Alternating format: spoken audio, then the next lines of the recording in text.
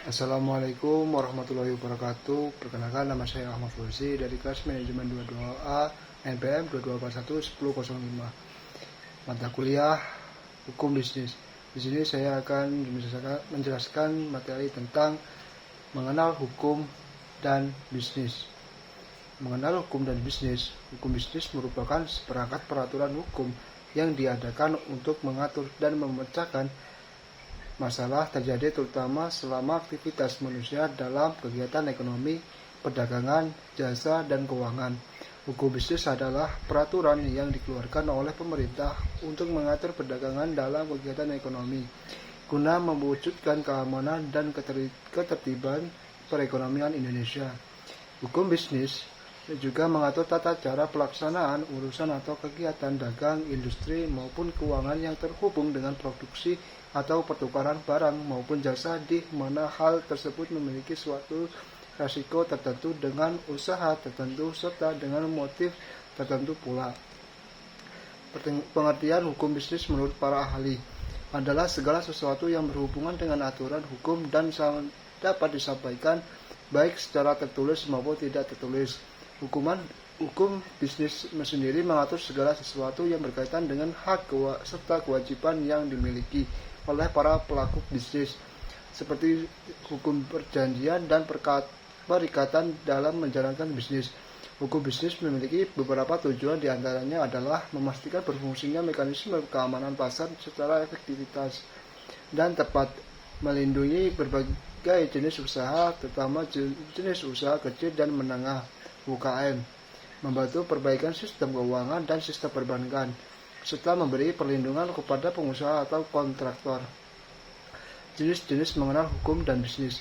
Yang pertama, penjualan barang konsumen. Jenis hukum ini berkaitan dengan kode komersial yang berseragam, kode kompleks yang melibatkan kontrak, penipuan, sewa, dan transaksi yang aman. Yang kedua, imigrasi. Hubungan imigrasi berhubungan dengan bisnis yang memperkerjakan tenaga kerja atau mitra asing. Sangat penting bagi bisnis yang bekerja dengan karyawan internasional untuk memahami hukum imigrasi yang memandu bisnis dan karyawan mereka. Yang ketiga, ketenagakerjaan. Undang-undang ketenagakerjaan memandu semua bisnis yang melibatkan tenaga kerja. Hukum ini membantu karyawan untuk mengetahui hak mereka, konsekuensi atas perbuatan senonoh atau diskriminasi di tempat kerja. Yang keempat, penyusunan kontrak atau negosiasi. Hukum negosiasi memastikan kelancaran kesepakatan bisnis antara dua pihak. Yang kelima, anti monopoli. Hukum ini digunakan untuk mencegah praktik-praktik tak adil, seperti ketika beberapa pemegang saham berusaha mendapatkan bagian yang lebih besar melalui penipuan. Dengan hukum ini, pelaku bisnis juga dapat mengetahui apakah bisnisnya berbeda atau berpotensi pada tingkat yang sama. Keenam, kebangkrutan. Pengacara bisnis menggunakan undang-undang kebangkrutan untuk memberikan solusi atas tantangan yang dihadapi suatu bisnis. Dengan pengalaman dan keahliannya, mereka memberi pemilik bisnis beberapa opsi beserta kelebihan dan kekurangannya yang dapat membantu mengatasi tantangan tersebut. Yang ketujuh, kekayaan intelektual. Penting untuk melindungi kekayaan intelektual bisnis untuk melindungi produk bisnis yang kamu miliki dan keunikannya. Yang ke-8, hukum penjualan telemarketing. Undang-undang ini mengikat setiap bisnis online atau offline yang mengirimkan produk baik secara lokal maupun internasional, dengan menetapkan batasan jangka waktu pengiriman produk sehingga tak terjadi keterlambatan pengiriman produk. Yang ke-9, hukum keamanan data. Sebagian besar bisnis daring memiliki hukum keamanan data.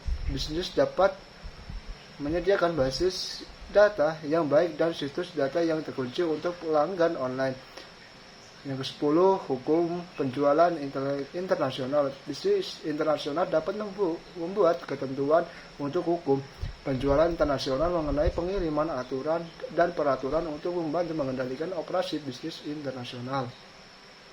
Macam-macam mengenal hukum dan bisnis.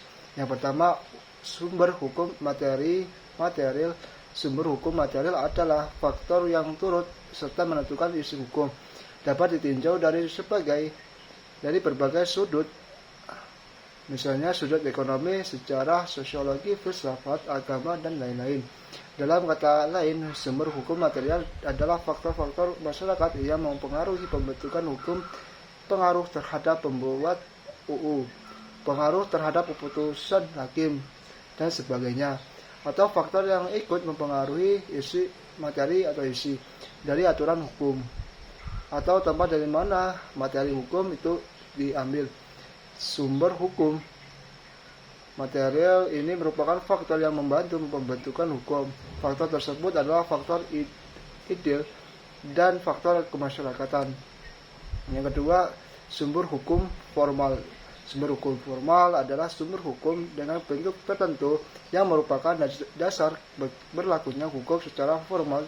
Jadi sumber hukum formal merupakan dasar kekuatan meningkatnya peraturan-peraturan agar ditaati oleh masyarakat maupun oleh penegak hukum. Kesimpulannya, definisi mengenal hukum dan bisnis. Hukum bisnis merupakan suatu perangkat kaidah hukum yang mengatur tentang cara-cara pelaksanaan urusan dagang, industri, atau keuangan yang dihubungkan dengan produksi atau pertukaran barang atau jasa. Hukum bisnis juga menempatkan uang dari pengusaha dalam risiko tertentu dengan usaha tertentu untuk mendapatkan keuntungan tertentu. Pengertian hukum bisnis juga mencakup aturan yang dikeluarkan oleh pemerintah untuk mengatur perdagangan dalam kegiatan ekonomi guna mewujudkan keamanan dan ketertiban perekonomian Indonesia. Dalam persepsi manusia modern, hukum bisnis adalah seperangkat kaidah hukum yang diadakan untuk mengatur serta menyelesaikan berbagai persoalan yang terkait dengan bisnis. Hukum bisnis juga mengatur tata cara pelaksanaan kegiatan maupun urusan dagang, industri atau keuangan yang berhubungan dengan produksi atau pertukaran barang atau jasa dengan risiko tertentu, usaha tertentu, serta motif tertentu. Hukum bisnis juga merupakan suatu perangkat kaidah hukum yang mengatur tentang cara pelaksanaan urusan atau kegiatan dagang, industri atau keuangan. Kesimpulannya, pengertian hukum bisnis mencakup seperangkat asas hukum yang mengatur berbagai aspek kegiatan komersial, industri, dan keuangan, termasuk perdagangan, produksi, dan pertukaran barang dan jasa dengan risiko, upaya, dan motif tertentu, termasuk juga peraturan yang dibuat oleh pemerintah untuk menjamin keamanan dan ketertiban perekonomian. Sekian dari saya. Wassalamualaikum warahmatullahi wabarakatuh.